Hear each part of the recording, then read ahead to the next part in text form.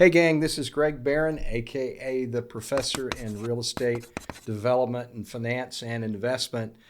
Last time we talked, I told you that we would jump into a potential thumbs up project, which is a self-storage project. Now, like the last project, this was another one that we're looking at in the Phoenix area. We actually are beyond the evaluation stage and going into an execution mode, even in these economic times. So I do want to remind you, there are some deals out there that still are positive that you can jump into if you're in this kind of space. First of all, let me tell you why I love the self-storage space. During these inflationary times, one of the things that we have to deal with more than anything else, well, actually there's a couple. One of them is inflation. And the second thing is rising interest rates. What I found with self-storage developments is there are about 5 salient issues that are benefits over other asset classes right now. Let me run through those 5 with you. I don't know about you, but I've had as many as 3 self-storage units occupied at one time in my career. So I'm a perfect example of the steady income that you could have once you get stabilized. The second thing that I would say is benefits are they tend to be more resilient during economic downturns. Number 3, and this is a biggie right now, they have low operating costs. It doesn't take a lot to operate these. We have very little labor involved, and as a matter of fact, some of these we don't have any labor except for the back office accounting that we normally do on a day-to-day basis. Number 4, I found out that I can use land a lot more efficiently with self-storage units. And let me give you an example. I've looked at some that have less frontage road and are oblong in the back, but I was able to utilize all of the land for self-storage units. So number 5 is tenants tend to stay longer. I know personally in my career, I've had as many as 3 self-storage units occupied at one time. Now come to think of it, all 3 I kept as long as 10 to 12 years each before I consolidated all 3 into a warehouse. By the way, if you like this video, be sure and hit the like and subscribe button for me. Let me show you a couple of articles on self-storage, and I'll read you exactly what other experts are saying right now about the space. Let me read you this article out of Seeking Alpha, which recently said, rental movement and the need for more space could potentially help offset the lack of home sales. Operators have also been able to rely on existing customer rent increases to maintain revenue growth. While there is uncertainty over how fundamentals will perform in the last few months of the year, many operators remain cautiously optimistic as the sector has historically stayed resilient during economic shifts. In a recent article by News and Insights, it says you can profit off Americans' tendencies to be hoarders. As of 2022, there were 50,000 self-storage locations across the U.S. According to Storganize, a self-storage facility can earn an average of $365,000 to $800,000 per year. So now I want to jump into Performa Plus, the real estate financial modeling software that we use, and show you just how we put this deal together and why I think it could be a good thumbs up development for us in the future. So as we jump into this, a couple of data points that I want to point out. We purchased this property for about $12 a foot. It was right around 217,000 square feet. That comes up to right around $2.6 million. We designed it to right around 425 units, and I'm going to go briefly into the building income section, which will show you how we parceled each individual unit out. The loan covenants that we had back on our term sheets from the bankers were right around 8% for a construction and for a long-term mortgage. So that's what I'm going to use for this presentation.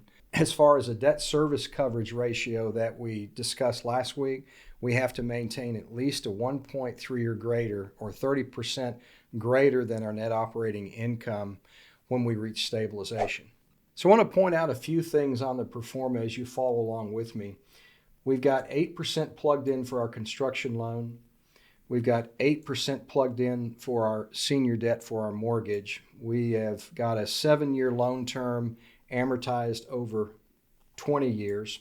But let's go to something a little more important on this particular project, which is the building income and the stabilization. I want to show you here, first off, with this software, we're able to add the individual storage spaces according to the size and according to the rate that we're charging per square foot. And I won't go into all the edit features, but it's actually quite simple. So we've got several different sizes of units, 10 by 10s, 10 by 15s, 10 by 20s, 10 by 40, and 20 by 20 by 8. And we've got some RV storage spaces as well. If I wanted to change any of the square footage, or if I wanted to change the square foot rate that we're charging, I just simply go in here, change the rate to whatever it is, and then I resave it right here, and it recalcs everything, including back into the Performa. Really pretty easy. We'll go over that in a subsequent video because this is pretty important when you've got multi-unit facilities. But the main thing I wanted to talk to you today was actually about the stabilization. Now, if you go into the setup under this particular one, stabilization is really important because it's the time and the velocity that it takes for units to lease up. We're hoping that there's going to be a significant amount that are pre-leased, and then over time, the velocity of leasing is like an S-curve. It's going to be sharper in the beginning, and then it's going to trail off, ultimately leading to what we feel is a stabilization period of time.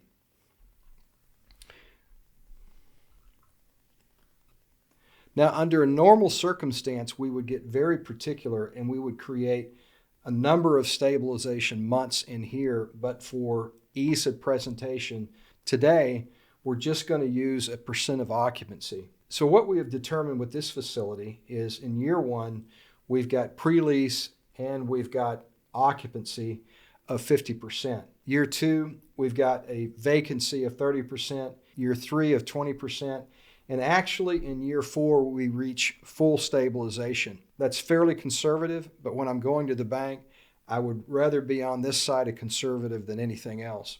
As you can see, we've extended it all the way out to year 7, which we would consider our exit date. So if I go back into my project center, it just recalculated everything that I put in there. And I want to point out a couple of things because in our scenario, there's 2 things that I want to look at. Actually, 3 things I want to show you today. One of them is our debt service coverage.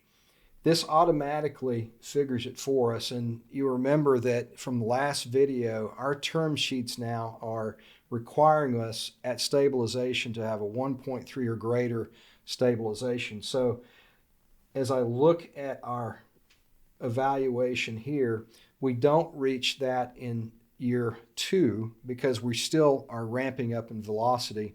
But in year 3, we reach a 1.5 or greater. So actually, as it's stabilized, this one actually performs quite well, and it just continues to climb. This means that it's 55% greater than our net operating income. And in this last year, we're actually at 5% vacancy. We're at 1.7. It's a heck of a performer. The other thing that I want to point out, since this is a sponsor and investor project, we do have other investors that are joining us, and it does have a waterfall investment feature to it. I won't go into it now. This will be a subsequent video, but we're able to insert all of our percentages for our preferred rates for our investors and sponsors in however many waterfall scenarios we want to have. And the beauty of this particular software is that it automatically recalcs the sponsor returns and investor returns on the fly. And it also figures the equity multiples of both the sponsor and the investor. That'll be something that we go into in a later video in depth. So let's end on this note of internal rate of return, which everybody is interested in. We have a functional capability at this point of actually having as many scenarios as we want. For this one, we have determined that our cap rate is 5% in this space. And this particular financial performance summary that we have developed, this project right here will have an internal rate of return at 32.86 at a 5% cap rate. Now, to close out this video, what I want to show you is how all this information is ported over to determine internal rate of return for the deal. Here, we have 3 different scenarios for cap rates: 5%, 5.5, and 6%. Each of these will develop different pro forma analysis, different sensitivity analysis with each cap rate that we have. I like to see it this way because I want to be able to view it, and frankly, I want to be able to change it if the market shifts. So right now with this scenario, based upon column number 1 up here that I've designated, it's telling me that we'll basically have a 32.86 internal rate of return, and that is before tax.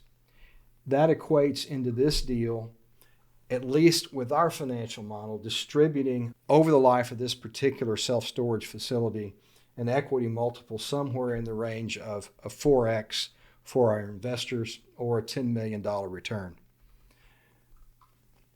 The last thing that I want to look at, and which is a qualifier for us, is we need a cash-on-cash return of north of 7 to 8%. We prefer 9, but in this economy, a minimum of 7% and greater than 20 to 25% internal rate of return. So if you look down here, we actually see cash-on-cash returns from 7.92 to 11.69 over the first 3 years that we have modeled it. So as you can see, this particular self-storage development project that we looked at meets the criteria of debt service coverage ratio of greater than 1.3 at stabilization.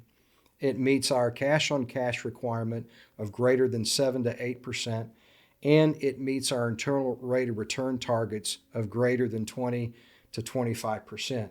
This particular deal is a thumbs up. Thanks again for joining me today, and always remember E to the power of 3. Educate, evaluate thoroughly, and ultimately execute for your future financial success.